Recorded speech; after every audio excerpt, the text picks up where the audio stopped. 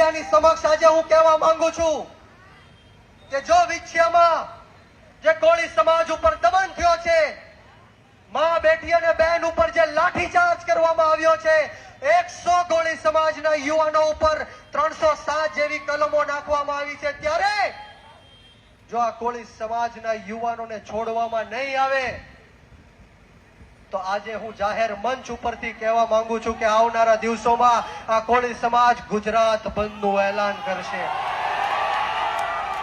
અને સમગ્ર ગુજરાતનો કોળી સમાજ વિછિયાની અંદર આવીને સમાજને ન્યાય અપાવવાની હાકલ કરશે. મિત્રો, સમગ્ર ગુજરાતની અંદર કોળી સમાજ ઉપર અન્યાય અને અત્યાચાર થાય છે. કોળી સમાજની મા બહેનો ઉપર લાઠીચાર્જો થાય છે. હમણાં જ વિછિયાની અંદર આપણે સૌએ જોયું કે કોળી સમાજના નિર્દોષ 100 લોકો ઉપર પોલીસ તંત્ર દ્વારા 307 કલમનો ઉપયોગ કરવામાં આવ્યો, ખોટી રીતના ફરિયાદ કરવામાં આવી.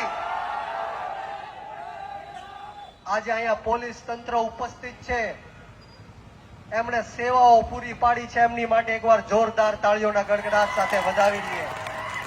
પરંતુ આજ સાથોસાથ હું વિછિયાના પોલીસ તંત્રને કહેવા માંગીશ, આ સરકારને કહેવા માંગીશ, વિછિયાના એસપી ને પણ કહેવા માંગીશ, હર્ષ સંઘવી સાહેબ જે આપના ગૃહમંત્રી છે એ વારંવાર કહે છે કે કાયદામાં રહેશો તો ફાયદામાં રહેશો.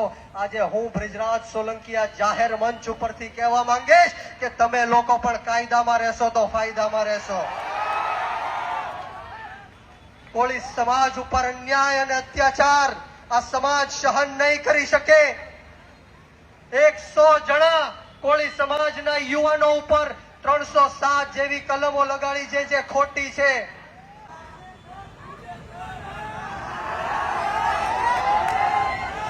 કોળી સમાજ જ્યારે ન્યાય માંગવા જાય છે, પોતાનો હક અધિકાર માંગવા જાય છે, ત્યારે ખોટા કેસો કરીને કોળી સમાજને દબાવવાના પ્રયત્ન કરવામાં આવે છે. પરંતુ હવે કોળી સમાજ દબાશે નહીં.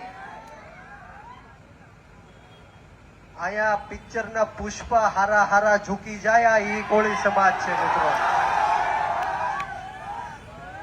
આ કોળી સમાજની શક્તિ અને કોળી સમાજની તાકાત આપણે સૌએ ઓળખવાની છે.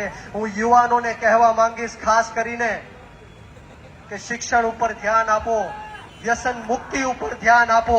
આપણો સમાજ આગળ કેમ વધે, સમાજની પ્રગતિ અને વિકાસ કેમ થાય, એની ઉપર આપણે સૌ સાથે મળીને કામ કરીએ.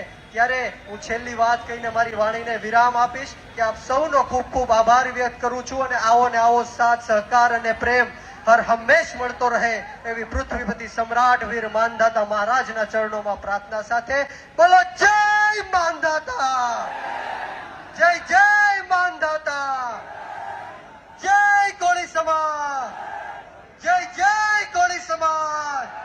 હવે અહીંથી આપણે છેલ્લું ગીત વગાડી આપણે સૌ પછી વિદાય લેશું અને છૂટા પડશું. બરોબર?